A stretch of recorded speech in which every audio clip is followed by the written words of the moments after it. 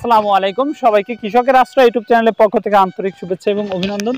দর্শক, আপনারা যেখান থেকে যে অবস্থায় আমাদের এই ভিডিওটি দেখছেন তাদেরকে অসংখ্য ধন্যবাদ জানিয়ে শুরু করছে আজকের ভিডিওটি। আর আজকের ভিডিওর বিষয়টা হচ্ছে পেঁয়াজ। এই যে জমিটা দেখতে পাচ্ছেন, এই জমিতে কিন্তু পেঁয়াজ চাষ করা হয়েছে। আর এই জমিতে পেঁয়াজ চাষ করতে গেলে একটা জিনিস আমাদেরকে মাথায় রাখতে হয়, সেটা হচ্ছে পেঁয়াজের বিভিন্ন সময় বিভিন্ন রোগ।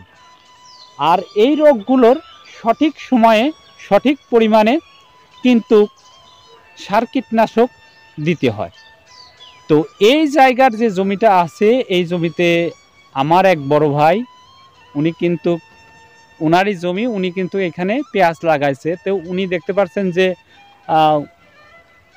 স্প্রে দিচ্ছে বিষ। তো আমরা ওনার সঙ্গে কথা বলবো যে আসলে এই পিসটা চাষ করতে গেলে তার কত, তো আমরা চলুন না তার সঙ্গে কথা বলি। দর্শক, আসসালামু আলাইকুম। ওয়ালাইকুম আসসালাম রহমতুল্লাহি ওয়া বারাকাতুহু।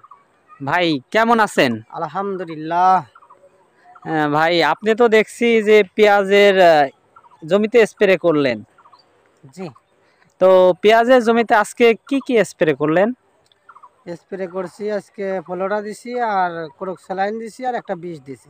ও, একটা বীজ দিছেন। আপনার কতটুকু জমিতে পেঁয়াজ লাগানো আছে? 1.5 বিঘে। 1.5 বিঘা মতো। আর পেঁয়াজের পাশাপাশি আপনি কি চাষ করেন? আর পেঁয়াজের পাশাপাশি ভুট্টা আছে, ওই যে ভুট্টা, এই যে ধনিয়া আছে, তারপরে রসুন আছে। ও, আপনি কি ধান চাষ করেন? ধানও আছে। ও, তে আপনি যে এই যে পেঁয়াজ চাষ করছেন, পেঁয়াজ কি এর আগেও চাষ করছেন না এবার চাষ করতেছেন? অনেক আগে চাষ করছিলাম, মাঝখানে একটু গ্যাপ দিছিলাম, বাড়িতে থাকতাম না, আবার বাড়িতে এসে আবার নতুন করে শুরু করছি। তো এই পেঁয়াজের তো বিভিন্ন ধরনের রোগ হয়, যেমন আগামরা, তারপরে আপনার ছত্রাক জনিত রোগ হয়, এবং আরেকটা হচ্ছে জাপ পোকা। এই যে আপনি এই যাবত মানে কয়টা স্প্রে আপনি এ পর্যন্ত করেছেন? 5টা স্প্রে করলাম, এই আজকেরটা দিয়ে 5টা হচ্ছে।